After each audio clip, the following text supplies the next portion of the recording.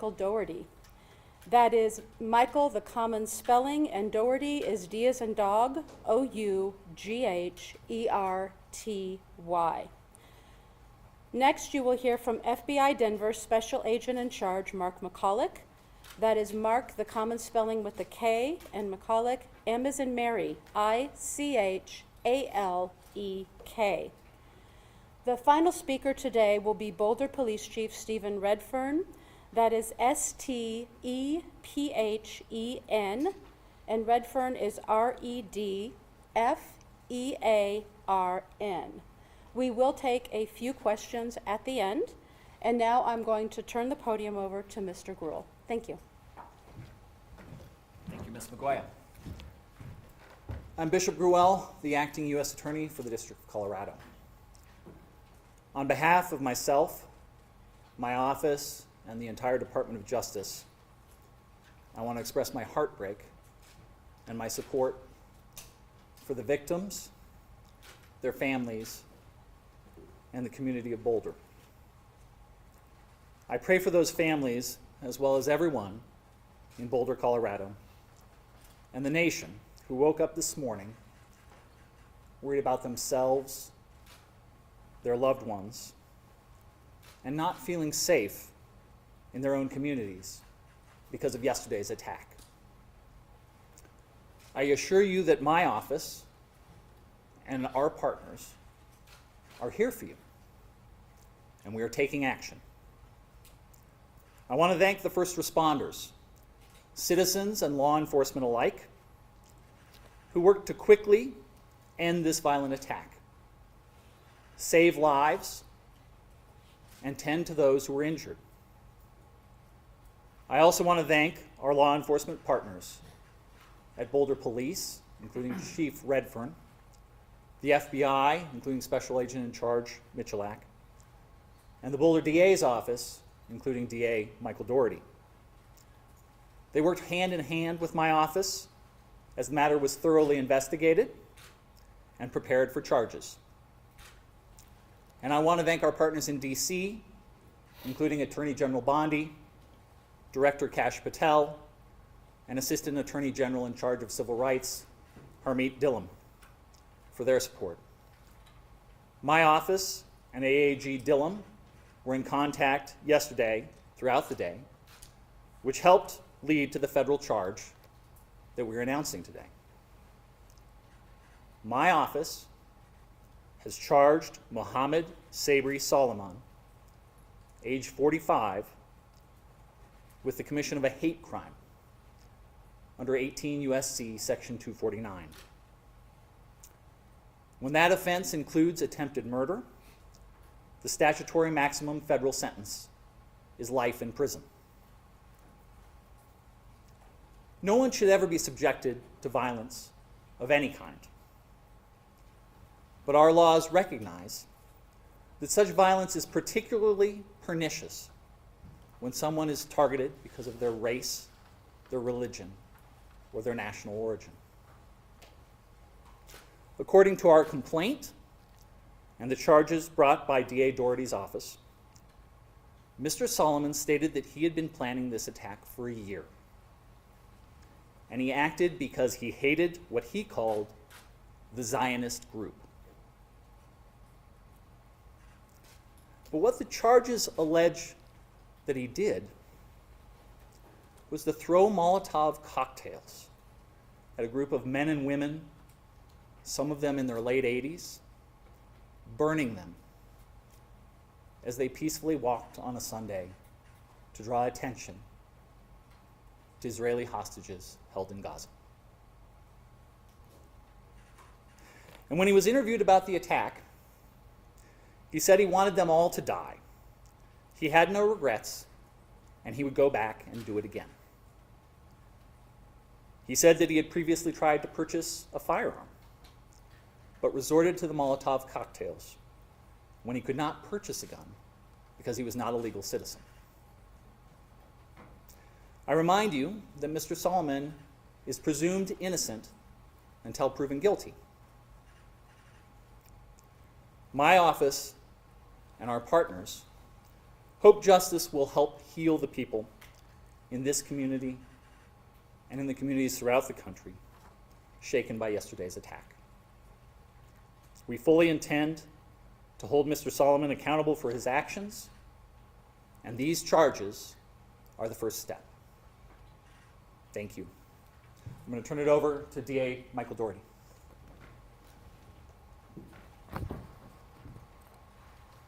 Good afternoon. I'm Michael Doherty. I'm the District Attorney for Boulder County. I appreciate the members of the media who are here today so we can help provide this update to a grieving and traumatized community. What you see here today is us standing shoulder to shoulder, ensuring that justice is done in response to this tragic and terrible attack. We stand united in denouncing hate, terror, and violence in this community.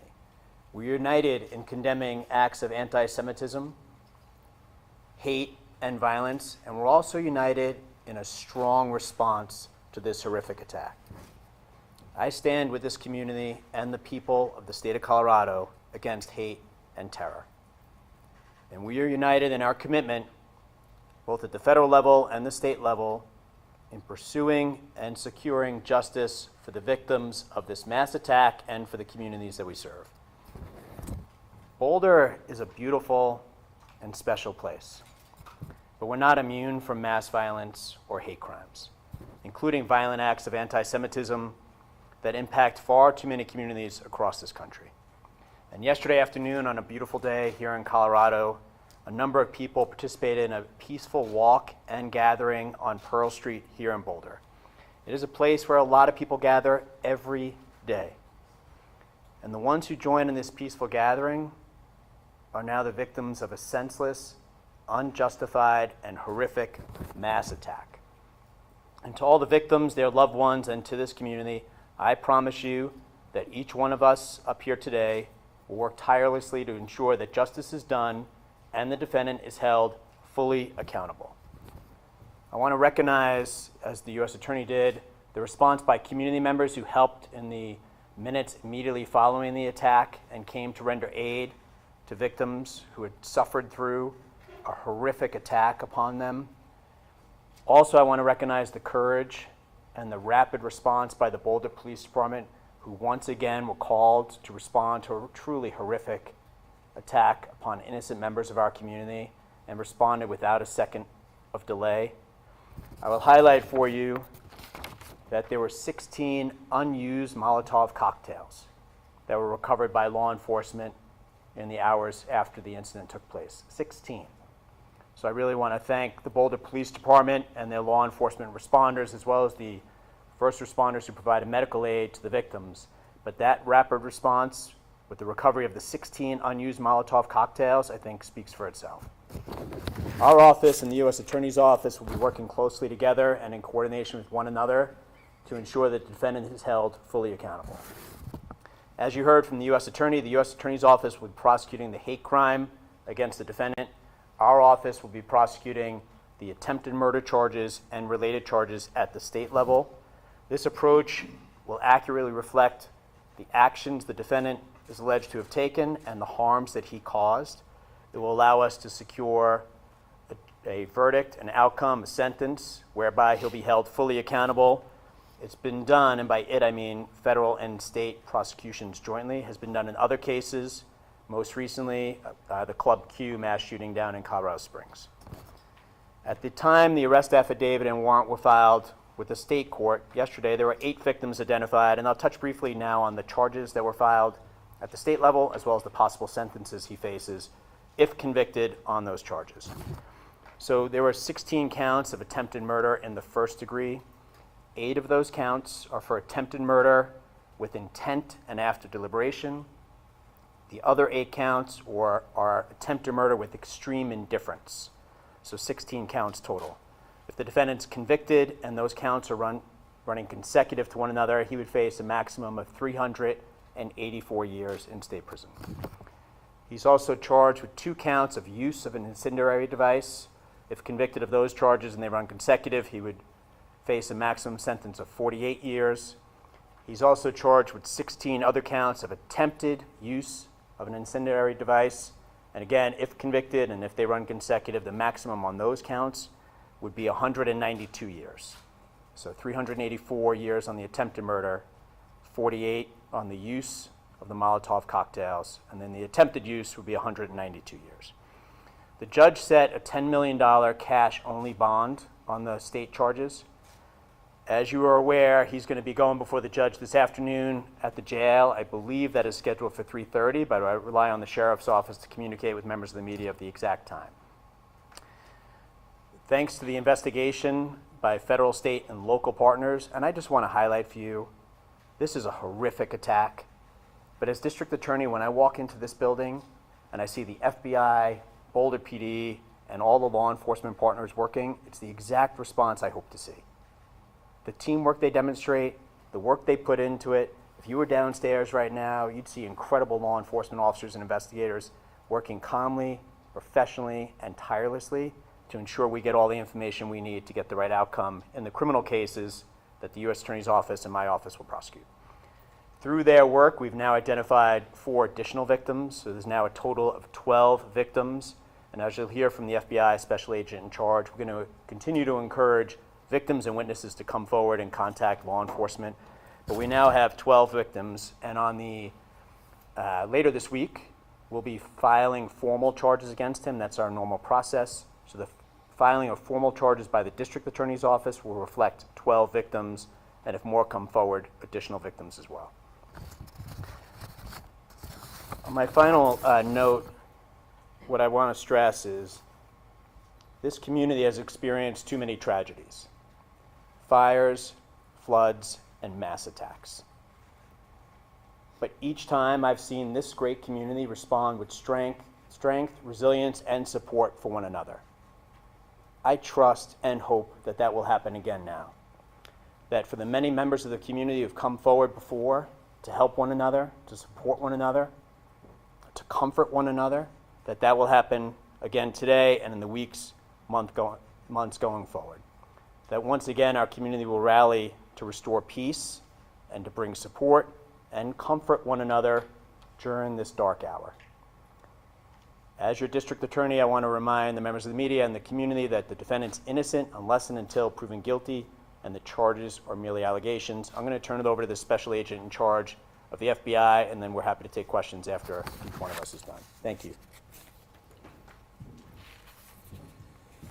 Good afternoon. I'm Mark McCulloch, Special Agent in charge of the FBI's Denver field office, and want to provide a quick investigative update. The FBI has been here on the scene in Boulder for the past 24 hours, and we stand shoulder to shoulder with the Boulder Police Department and our partners. Their heroic and swift actions clearly saved lives. As mentioned, there were 16 unused Molotov cocktails within arm's reach of the subject at the time of his arrest. So there is no question that the first responders saved lives and prevented further victims from being injured.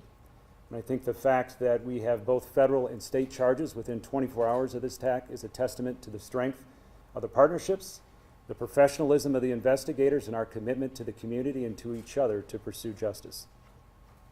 We continue to support the victims, their families, and the greater community with personnel and resources. Our hearts go out to the victims, and we want you to know that we are committed to being here for you. Since 2 o'clock yesterday, more than 30 special agents, intelligence experts, and professional staff have deployed to provide forensic, investigative, and crisis management support, as well as additional resources are being surged from other field offices and at our headquarters in Washington, D.C., and they're on the way. While at this time it appears the perpetrator acted alone, we do continue to investigate all possibilities and pursue all investigative leads. If we uncover evidence that others knew of this attack or supported the subject in this attack, rest assured that we will aggressively move to hold them accountable to the fullest extent of the law. Since the investigation began 24 hours ago, the FBI has conducted 44 witness interviews. We've executed search warrants on vehicles, property, and digital devices. We've deployed our full evidence response team both to Boulder at the main crime scene and the execution of a search warrant at a residence tied to the subject in Colorado Springs. Members of the ERT worked through the night to gather all evidence so that the Pearl Street could swiftly be reopened this morning. We've deployed victim specialists to hospitals and assigned one to each and every victim that's been identified to date. We've set up a digital media tip line. We've deployed a mobile command post for information sharing and evidence control, and we continue to canvass for witnesses, additional victims, and camera footage. We ask that you call us at 1-800-CALL-FBI if you have any information about the events that transpired yesterday. If you saw something, if you heard something, if you have information, our investigators want to hear from you. If you have multimedia evidence, whether that is photos, social media posts, or videos related to the attack, please visit the site that we've established, and you can provide your information at fbi.gov/Boulder attack. We at the FBI are not tracking any credible threats to the Boulder community at this time. However, if you see something suspicious, we urge you to call 911. The FBI takes seriously its mission to protect the American people of the United States, both nationally as well as here and in Boulder. Hate-fueled acts of violence have no place in our community, and we will use every tool and resource available to hold those who commit such acts fully accountable. And I'll turn it over to Chief Redfern.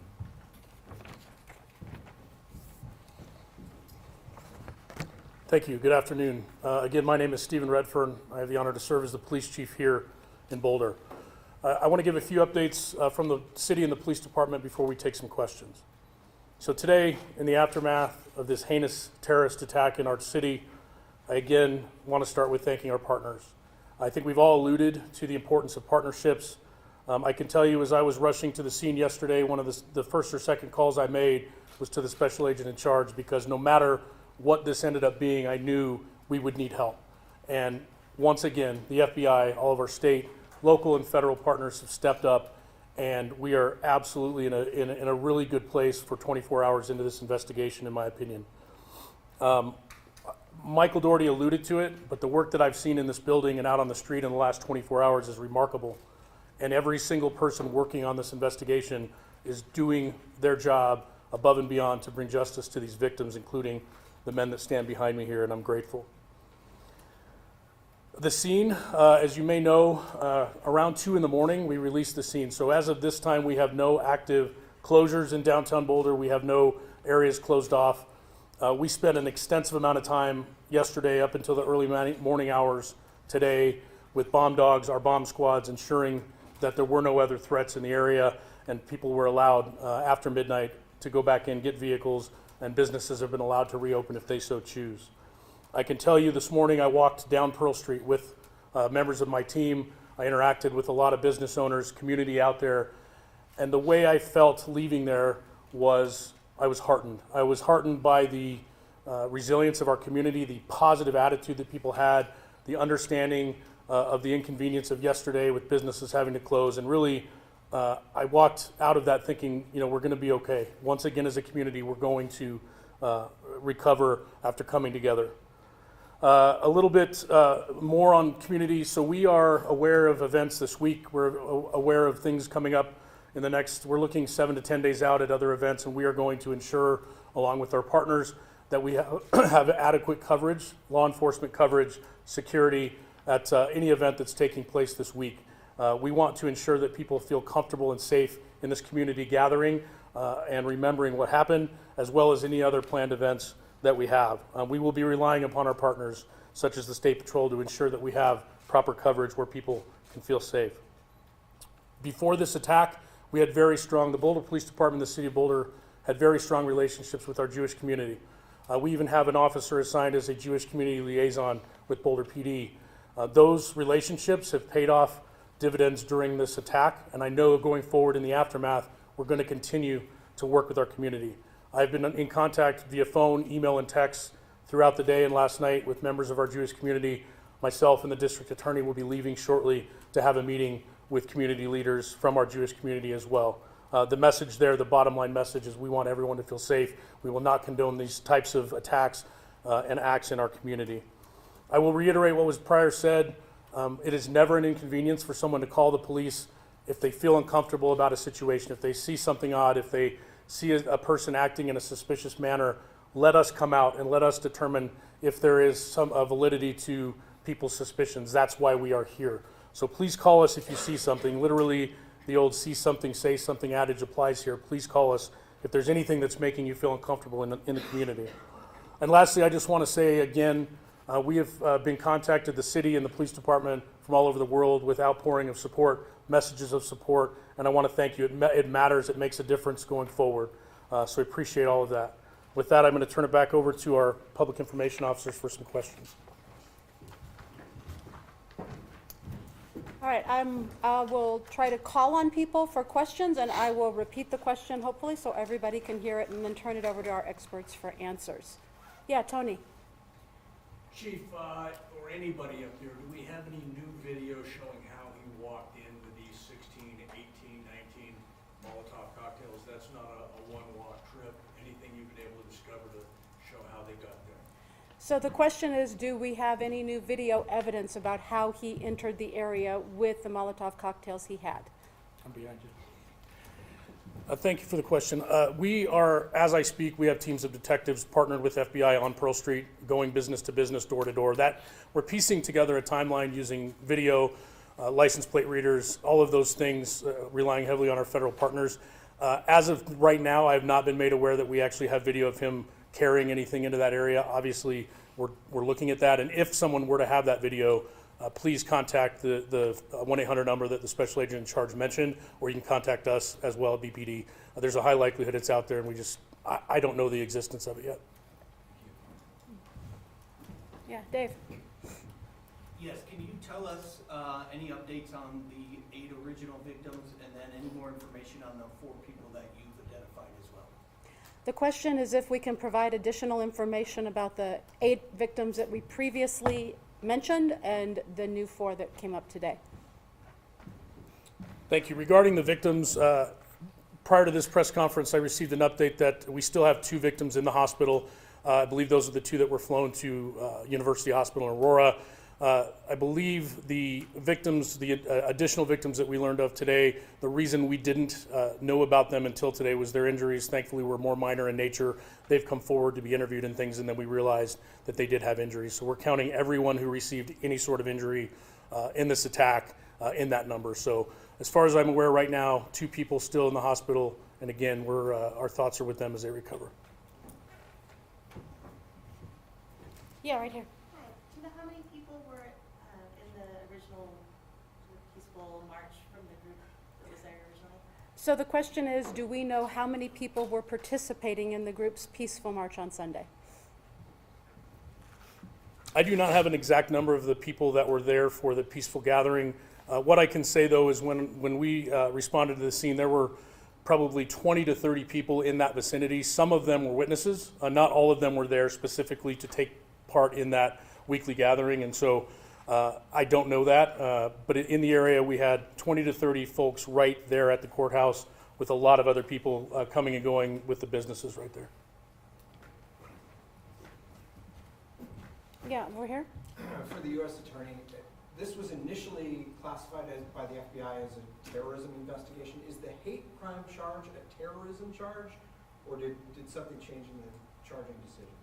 So the question is for the U.S. Attorney's Office about the fact that yesterday terrorism was mentioned and we see a hate crime charge today, and can we explain that? Go.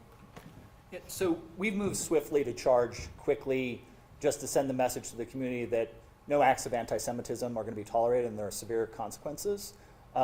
Just because there's only one charge that has been made so far doesn't mean that we're not considering other charges that could come in the future. Yes. Can we get some clarity, Chief? We're hearing UC Health says they have 3 victims there. Is it 3 or 2? Question is about victims at UC Health. I don't have that clarity that you're asking for regarding the number. We've been told 2. It's possible it's 3. We may be not having updates on if people have been released. We can absolutely follow up with that number. We can firm it up after this and put that out. In the back with the hat. Was there any prior knowledge of Solomon as a potential threat before yesterday? So the question is, was there any prior knowledge that the perpetrator was a threat?